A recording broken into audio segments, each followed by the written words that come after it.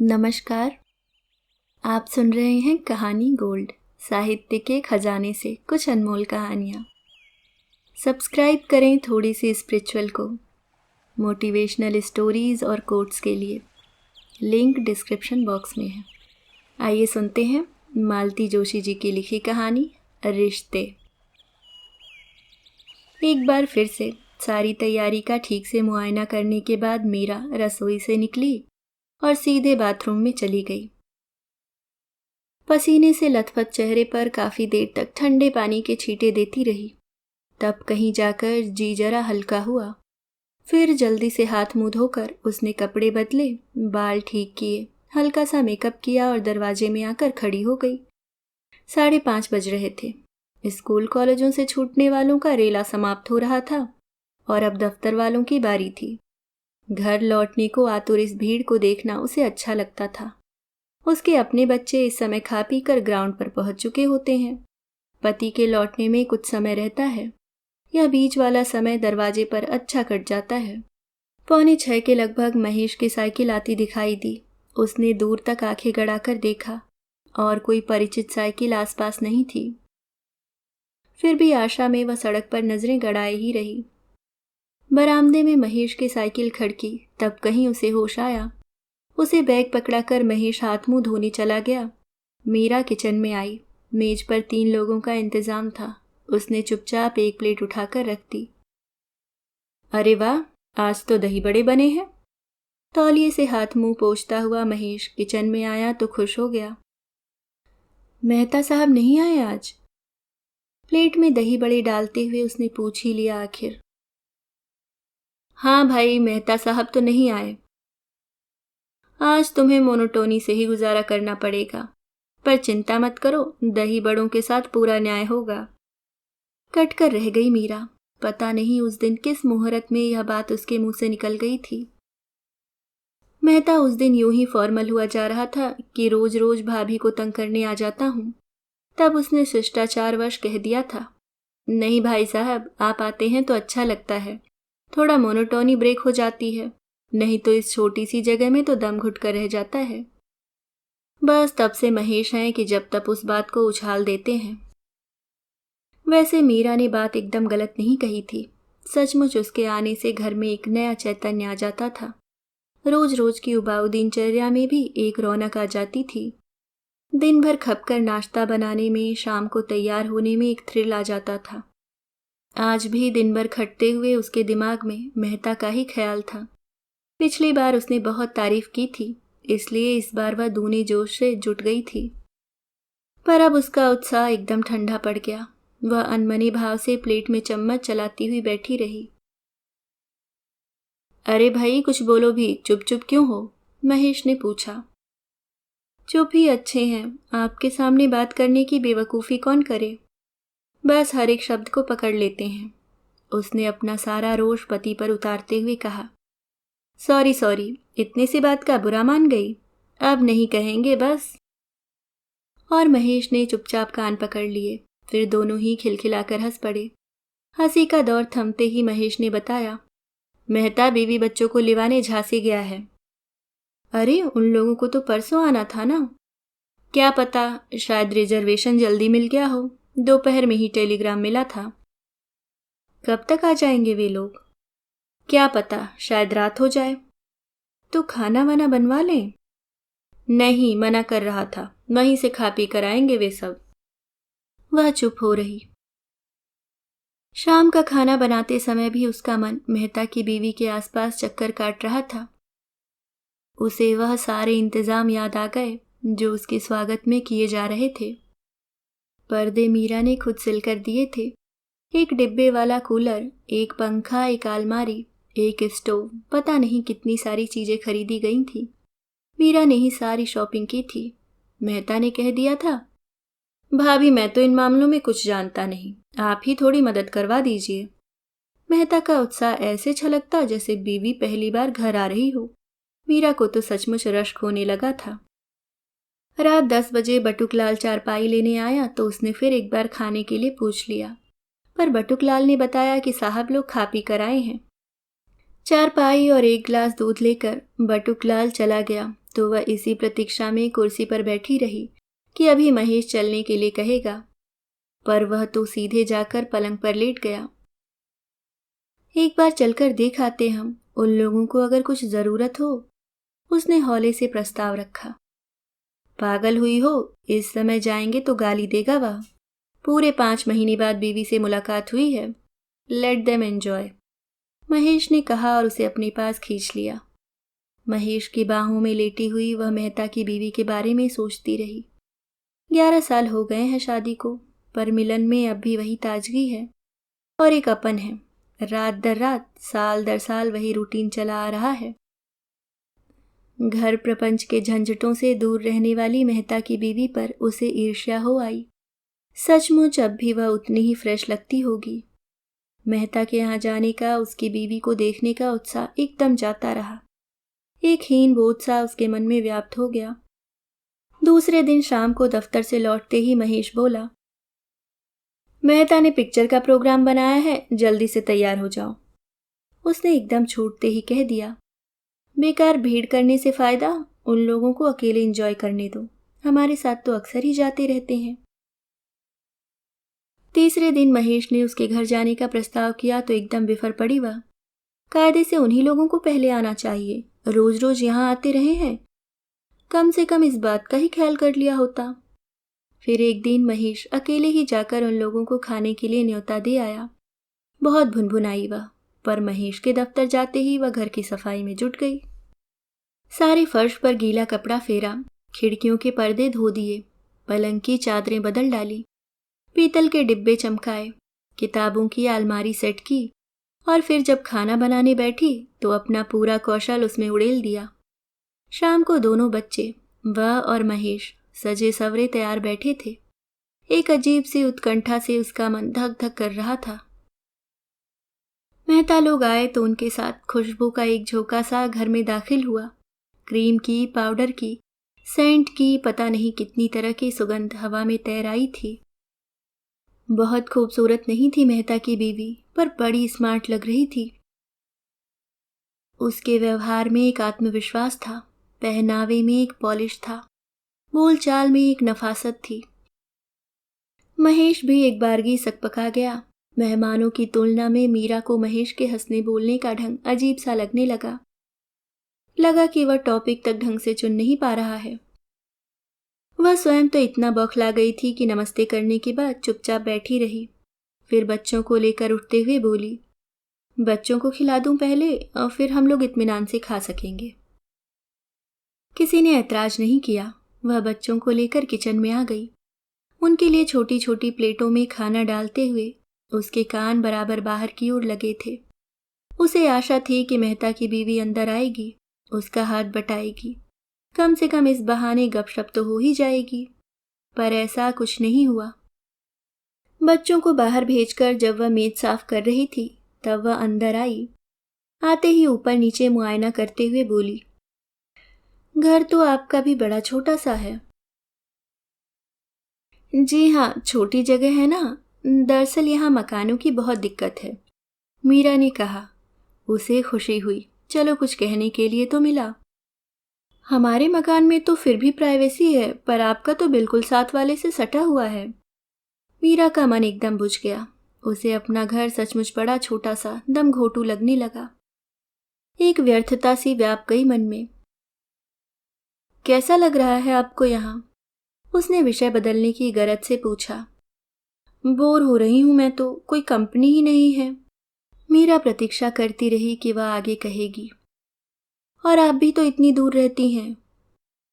पर निराशा ही हाथ लगी।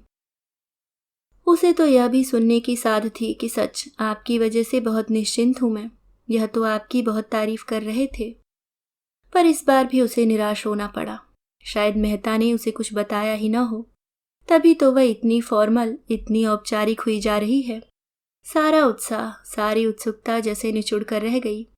खाने की मेज पर होने वाली प्रशंसा भी उसे नितांत औपचारिक लगी। मन वैसा ही रूठा रहा। 2-4 दिन बाद मेहता ने उन लोगों को आमंत्रित किया। बच्चों को ढंग से सजा सवार कर, अपनी सबसे अच्छी साड़ी पहनकर वह घर से चली गई थी। पर एक हीन बोध था कि पीछा ही न छोड़ता था। मेहता का घर अपनी पुरानी मनहूसियत छोड़कर नई शान शौकत से चमक रहा था। दरवाजों खिड़कियों पर नए पर्दे झूल रहे थे, पलंग पर नई चादर बिछी थी, नया पंखा सुखद शीतलता प्रदान कर रहा था। इन सब की खरीदारी में मीरा का हाथ था। पर्दे तो उसने खुद सिलकर दिए थे। प्लास्टिक की बाल्टी, चम्मच स्टैंड, फूल झाड़ू जैसी छोटी छोटी चीजें उसने याद करके खरीदवाई थी। उसे आशा थी कि उसके सिलेक्शन की तारीफ होगी, कम से कम धन्यवाद तो मिलेगा ही। पर कहाँ, क्या मेहता ने यह सब भी नहीं बताया होगा? बटुकलाल ठीक से कर लेता है ना सब? मीरा ने संभाषण का सूत्र पकड़ा, पर मेहता की बीवी ने एक ही झटके में वह तार तोड़ दिया। अब न भी करे तो उपाय क्या है? मुझसे तो बिना गैस के खाना बनता नहीं है। गैस तो यहाँ कहाँ मिलेगी, छोटी जगह है ना। मीरा चुप रह गई तो महेश ने सफाई दी। बैठते देर नहीं हुई थी कि नाश्ता लग गया। लंबा चौड़ा नाश्ता था। बर्फी, पेठा, दाल मोठ, मठरी, समोसे, सब कुछ बाजार का था। घर पर सिर्फ चाय बनी थी, वह भी बटुकलाल ने बनाई थी। इस मौसम में चाय पिलाना कोई अच्छा लगता है? मेहता की बीवी भिनभिनाई। पर कैसी सिटी है, बर्फ तक नहीं मिलती। बिना बर्फ के शरबत तो गले से भी नहीं उतरता। मिल भी जाए तो बाजार इतनी दूर है कि आते आते पिघल जाएगी, महेश ने हंसकर कहा। अरे क्या बाजार हैं, इन्हीं गुनी दुकानें हैं, उनमें भी ढंग की चॉइस नहीं मिलती। पंखे के कवर के लिए कपड़ा लेना था, मिला ही नहीं। खाने के लिए दफ्तर की मेज ले आए हैं, पर उस पर एक प्लास्टिक कवर तो ढंग का चाहिए। बस सफेद चादर से काम चला रहे हैं। आप तो भाभी जी यहाँ जम कर रहिए कुछ दिन, तब जाकर घर ठीक ठाक होगा, महेश बोला। यहाँ? माय गुडनेस, यह 2 महीने भी कैसे कटेंगे यही सोच रही हूँ। सीलिंग इतनी नीचे है कि फैन नहीं लग सकता, और टेबल फैन से तो सिर में दर्द होने लगता है। फिर मच्छर, तौबा तौबा, रियली इट इज इम्पॉसिबल। हाँ, 3-4 महीने या जरा मुश्किल ही होते हैं। हम लोग तो खैर आबादी हो गए हैं, महेश ने समर्थन किया। सारा वार्तालाप महेश के और उसके बीच ही हो रहा था। मीरा तो चुप थी ही, मेहता भी बीवी की शिकायतों को चुपचाप बैठा सुन रहा था। उसका सारा ध्यान अतिथि सत्कार में लगा हुआ था। बटुकलाल हाथ में पानी के ग्लास लेकर आया तो उसी ने डांटा और भागकर ट्रे ले आया। महेश के कप में चींटी तैर रही थी तो वही दौड़कर चम्मच उठा लाया।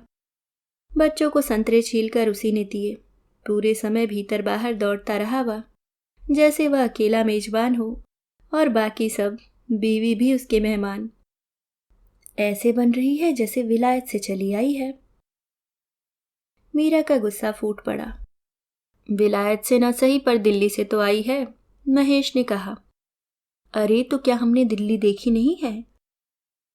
आई है, उस दिन से सिवाय कुड़कुड़ाने के कुछ नहीं किया। बटुकलाल बता रहा था कि रसोई में तो झांकती तक नहीं। कौन सामान खत्म हो गया है, कौन सामान लाना है, इसकी खोज खबर साहब ही रखते हैं। चलता है भाई, छुट्टी मनाने आई है बेचारी।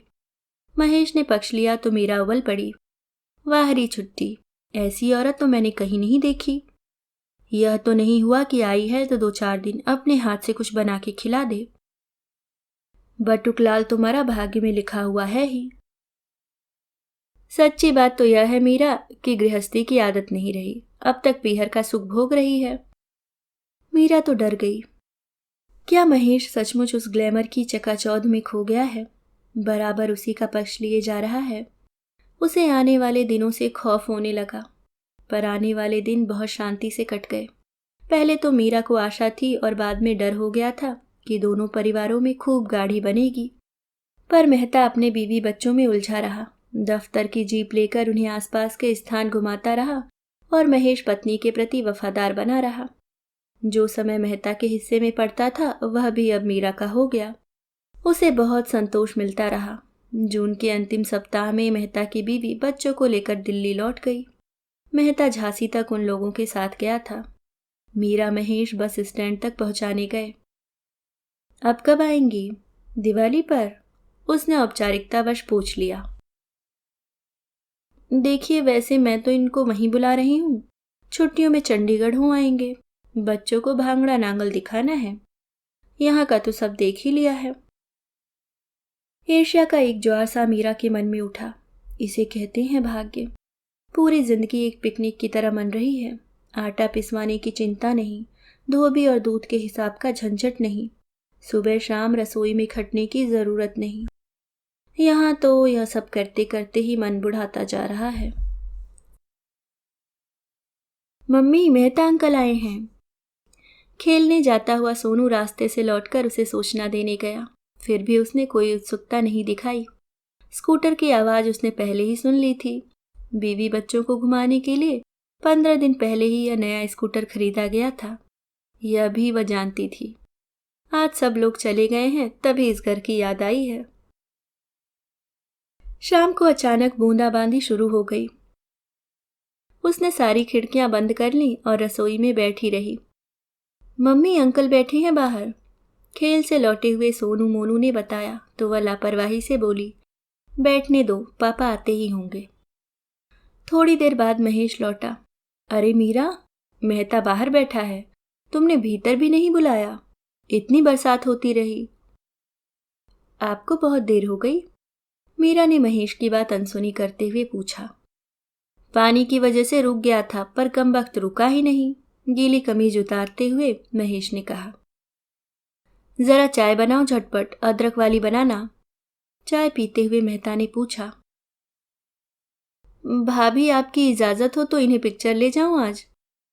उसने कुछ नहीं कहा, मुंह फुलाए बैठी रही। पर जाने से पहले जब महेश ने अंदर आकर मेहता का खाना बनाने के लिए कहा तो एकदम बिफर पड़ी। क्यों, यह कोई होटल है या धर्मशाला? जब चाहा ऑर्डर दे दिया। अरे प्लीज, आज अकेला है बेचारा। अकेला है तो हम क्या करें? यहाँ किसी ने ठेका ले रखा है? वह भुनभुनाती रही, पर महेश कब से ही घर के बाहर निकल गया था। पिक्चर का टाइम जो निकला जा रहा था, सोच लिया उसने भी आज खिचड़ी बनाकर रख देगी वह, और बुलाओ रोज रोज दोस्तों को। लेकिन जब रसोई में जुटी तो 4-5 चीजें बनाकर रख दी, और उसे यह सोचकर आश्चर्य हुआ कि भरवा टिंडे और लौकी का रायता तो उसने खास मेहता के लिए बनाया था। महेश तो लौकी को छूता भी नहीं। उसे अपने ऊपर इतना तैश आया। बस यही तो होगा हमारे साथ। सारी जिंदगी चूल्हे चक्की में ही फूकनी है। कौन कहेगा कि मैं भी ग्रेजुएट हूं। इस छोटी सी जगह में रहते रहते सारी विद्या को जैसे घून लग गया हो। रात 10 बजे वे लोग खाने पर बैठे। नींद को परे ढकेल कर उठना पड़ा। सारा खाना फिर से गर्म करना पड़ा। उसे तो इतनी कोफ्त हो आई, और उस पर सितम यह कि खाने में किसी का मन ही नहीं था। इतने मनोयोग से बनाया खाना मिट्टी हुआ जा रहा था। कुछ देर तक तो महेश फिल्म के विषय में बातें करता रहा, फिर एकदम पूछ बैठा। जगह वगैरह तो ठीक से मिल गई थी ना? जगह? मेहता एकदम चौंक पड़ा। हाँ, जगह तो ठीक मिल गई थी। रिजर्वेशन था ना? फिर वह कुछ देर थाली में यूं ही चम्मच चलाता रहा, फिर एकाएक बोला। पप्पू तो मुझसे इतना अटैच नहीं है, पर पिंकी बहुत रोई।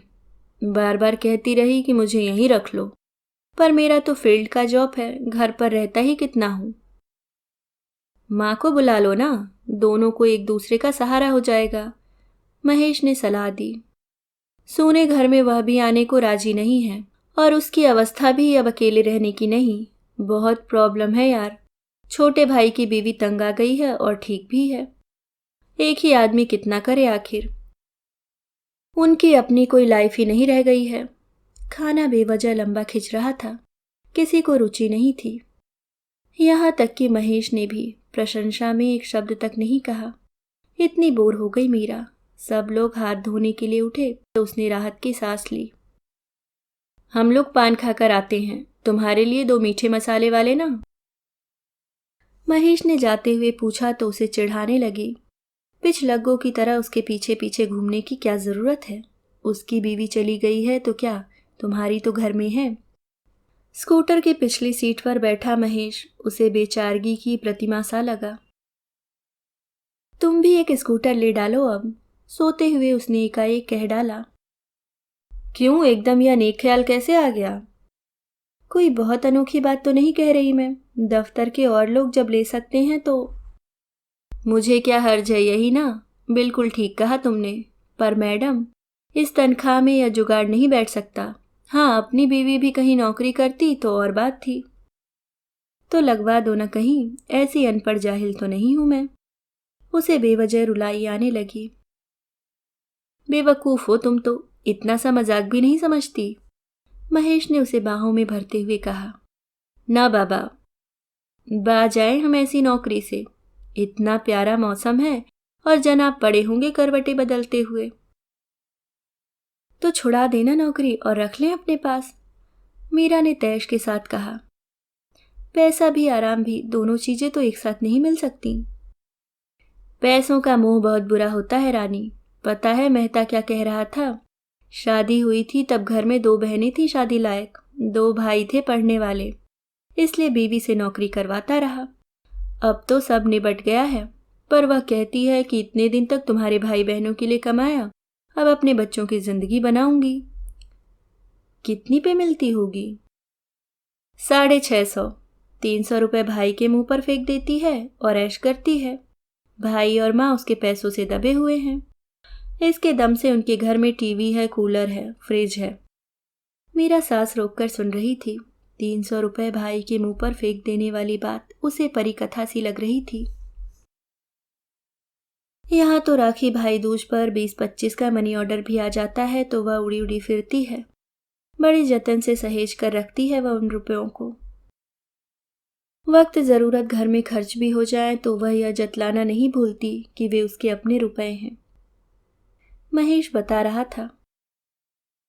पहले तो मेहता भी वहीं पास मुरादनगर में नौकरी करता था। हर हफ्ते बीवी के पास पहुंच जाया करता था, पर वहां का वातावरण देखकर मन खट्टा हो गया तो छोड़ छाड़ कर मध्य प्रदेश में चला आया। अब तो जहां रहता है छुट्टियों में सबको वहीं बुला लेता है। क्यों, वातावरण को क्या हो गया? अरे भाई, भाई अपना है, माँ अपनी है, पर भाभी तो पराए घर की है। फिर दिन रात सिर पर रहने वाली ननद किसको अच्छी लगती है? सामने कुछ नहीं कह पाती थी तो दूसरे तरीकों से अपना गुस्सा जाहिर करती थी। मेहता बता रहा था कि आजकल बच्चों पर भी खार खाने लगी है। पिंकी अब बड़ी हो चली है, सब समझने लगी है, इसलिए तो लौटकर जाने के लिए तैयार नहीं थी। बड़ी मुश्किल से भेज पाया है उसे। बेचारा इतना उदास हो गया था। बेचारा। सहानुभूति का एक सैलाब सा मीरा के मन में उठने लगा। सचमुच बेचारे की जिंदगी भी क्या है, पत्नी है, बच्चे हैं, अच्छी नौकरी है, फिर भी सन्यासियों का सा जीवन व्यतीत कर रहा है। तभी तो यहाँ वहाँ प्यार के रिश्ते जोड़ता फिरता है बेचारा। वह भूल ही गई कि बेचारा मेहता पिछले दिनों कितना पराया हो गया था।